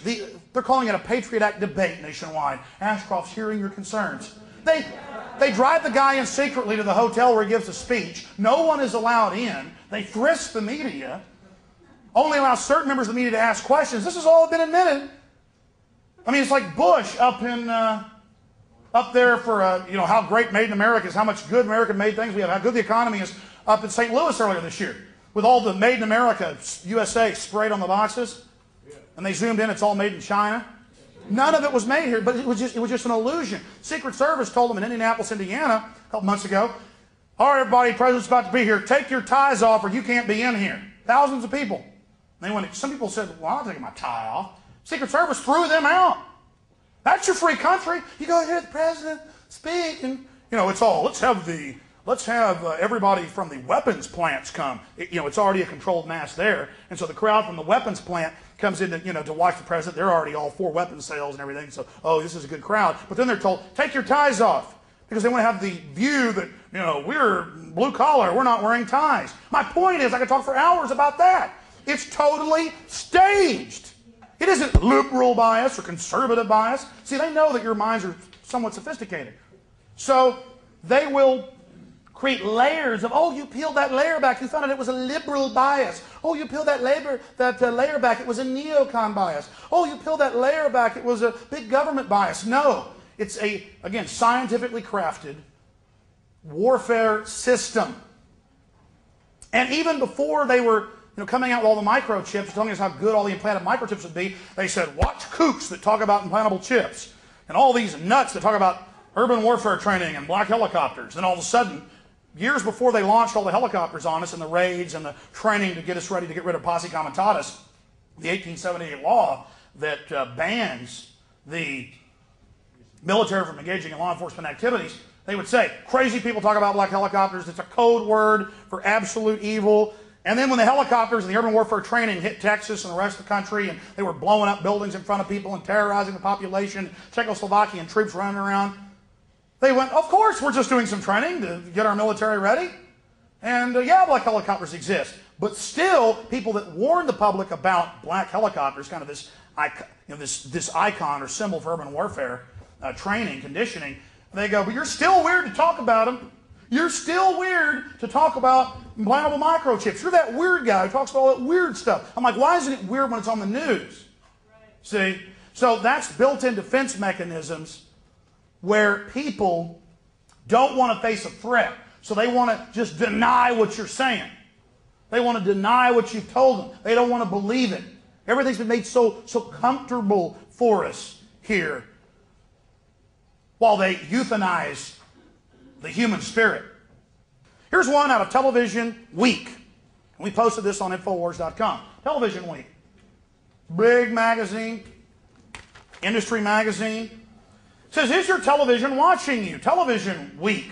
Could the federal government find out what you're watching on TV even if you're not the subject of a criminal investigation? The answer is yes, according to legal experts and industry officials. Under the USA Patriot Act, this stuff, they built this infrastructure. They had it all lined up. Go date, building it, to launch the primer that was September 11th, to roll us into the next phase. I mean, this is diabolical. They're on a plan, and we have derailed it. Make no mistake, we would have already seen more huge catastrophic attacks, not the little pinpricks, just to remind us of the terror. If you wouldn't have been out there involved, speaking out, writing books, putting up websites, doing radio interviews, calling into talk shows, telling people at church what's going on, making copies of videotapes. If you wouldn't have been doing that, believe me, they'd already be blowing stuff up. They'd be launching more anthrax attacks.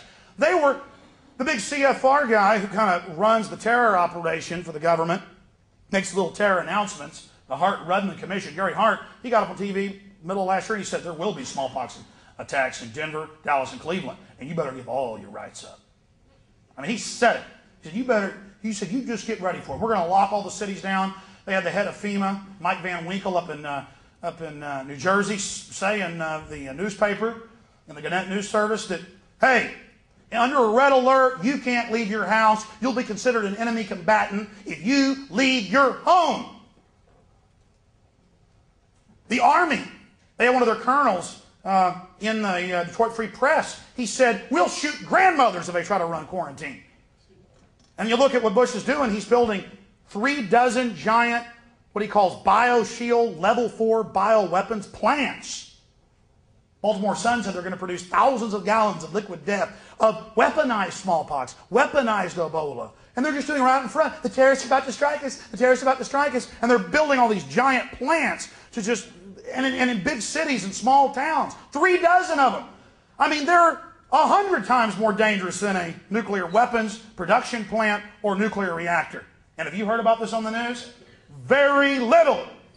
So you're television watching you. And then I've got the new Victory Act. What this is a duplication of Patriot Act 1 and 2. Because parts of Patriot Act 1 have been repealed in the House. It's now in the Senate. And so they're trying to duplicate it. Again, they shoot a torpedo at the country. We might, it might hit the ship in a spot where the bulkhead's reinforced and only floods a few compartments. Well, they're not going to stop. Torpedo 2, torpedo 3, torpedo 4, torpedo 5. That's what they're doing right now. I'm writing analysis of the Victory Act. It says in here, the Victory Act says that possession of any controlled substance or prohibited substance. That means a little old lady puts her medication in the wrong plastic container when she goes to church. And who doesn't do that? Who takes medication? You've all heard of little old ladies getting taken to jail. Cop pulls over. Let me search. Let's share officer tonight. What are these pills? These aren't the designated bottle.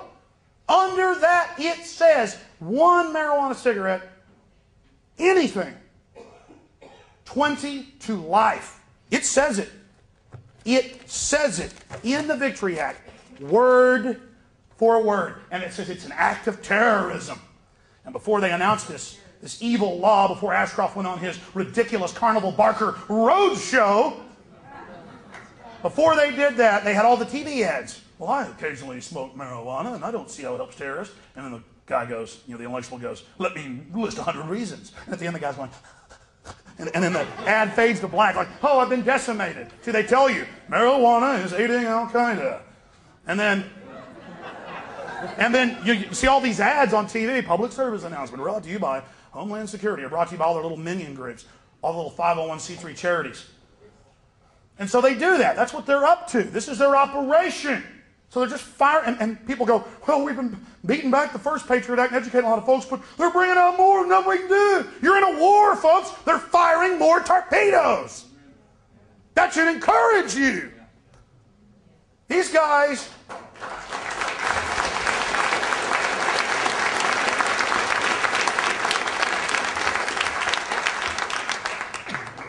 arming enemies, arming terrorists.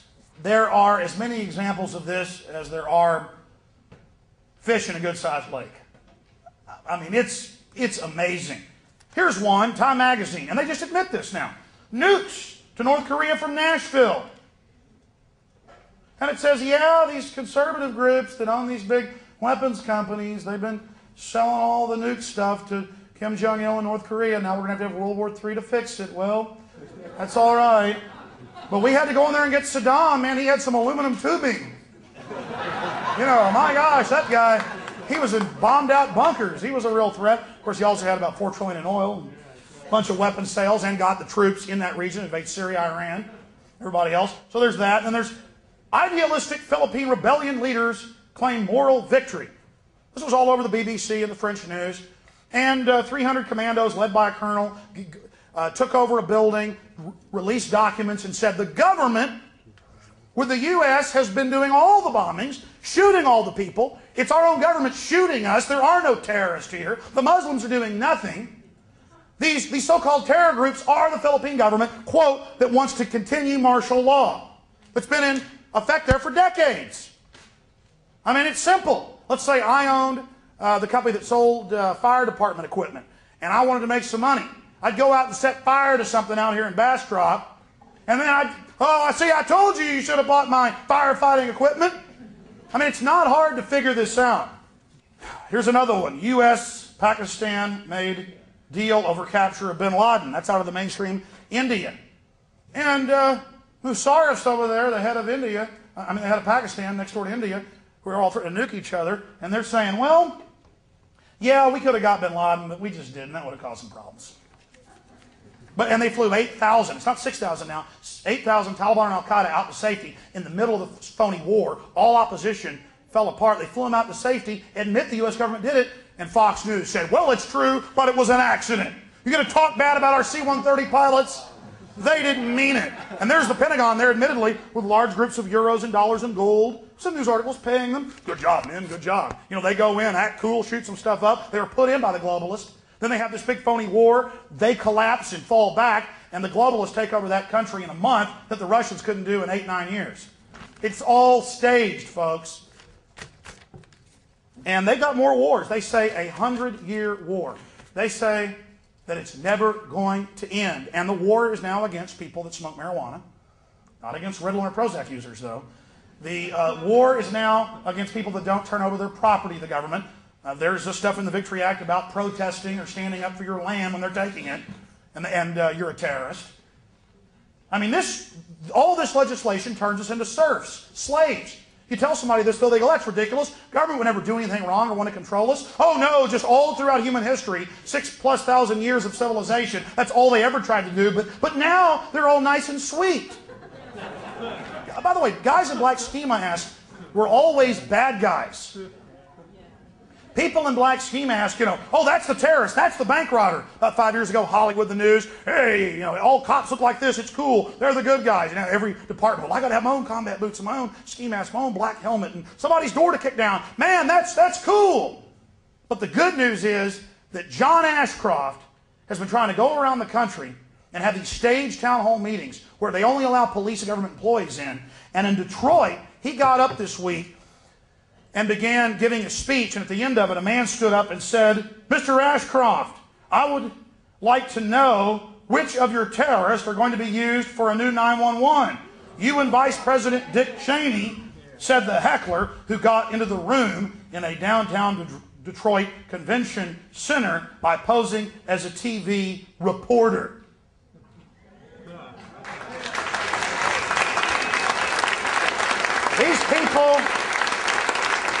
These people shouldn't be able to go anywhere in public where they're out peddling their lies without being confronted by you, we the people. And I've covered these protests. I've had guests on in the middle of them in Detroit, in Salt Lake City, in Boise. And you'll have 500 people, 1,000 people, 200 people, black people, white people, Hispanics, old, young, conservatives, liberals, and they're all there, they're waking up. And if you just tell the truth about tyranny and explain how things really work and how corrupt and dangerous this out of control privatized government is, how they created big government, got us all addicted, privatized it, and are handing it over to the corporations with new governmental power, man, the little socialists I know are going out and buying guns. It's beautiful. If you're not a hypocrite, you can deprogram and go, wait a minute, did a Native American have a right to have a gun to defend themselves against the army? Well, of course. Well, you like Che Guevara so much. I don't agree with him. He was an establishment guy, but, you know, I see you wearing a T-shirt with him with an AK-47. Why is that okay? See, you've just got an opinion that isn't backed up with any fact. And it's a recipe for disaster to disarm a population. You disarm a population. Let's say we had a little angel running the government right now. When you do get a dictator, they're going to be able to go all the way. And that's what the separation of powers are about. That's what the Bill of Rights is about. It's all about restraining power. Realize that history does repeat itself. And emperors and kings and despots and strong men and king rats have always used crises, the threat of the unknown, of the enemy, of the criminal, the low-level criminal, to convince the mass to relinquish control of their lives and to serve and become willing slaves of the system. This system is un-American. It's anti-human, it's anti-God, it's degenerate to its very, very core. And you are part of history in your fight against it. You are special. You do matter. You are leaders. So get in the bleeding heart liberal idiots' faces, the mindless neocons, get in these people's faces and wake them up that we are under a massive sustained terrorist attack by the New World Order military-industrial complex, and that they're attempting to expand that control. Again, thank you so much for coming, and God bless you all.